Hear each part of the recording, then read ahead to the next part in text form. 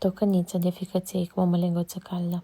Nu cred că am mâncat ceva mai bun în ultimul timp. Aveam o poftă de ficăței de când eram însărcinată, dar din păcate n-aveam voie să mănânc. Și până acum nu am apucat să fac, ba nu erau la magazin, ba făceam altceva.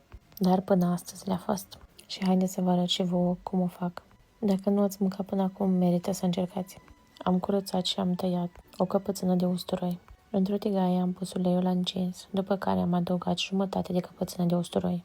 L-a călit împreună cu 2 cepe și un ardei roșu.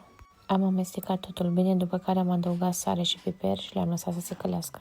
Când s-au călit foarte bine, am adăugat o lingură de pastă de roșii, 1 kg de ficăței și am amestecat foarte bine. După care am adăugat 2 frunze de dafin și 2 cănițe de apă. Le-am pus la fiert pentru 20 de minute cu capacul. După care am luat capacul și am lăsat să scadă încă jumătate de oră. Am uitat să precizez, când am luat capacul, am mai pus și cealaltă jumătate de căpățână de usturoi tăiată. Între timp a făcut și o mămăliguță.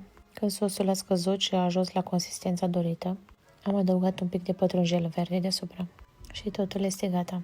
Atât de simplu de făcut și atât de gustos. Dacă nu ați încercat până acum, chiar merită să încercați. Vă pup și vă îmbrățișez cu drag. Un sfârșit de săptămână minunat vă doresc.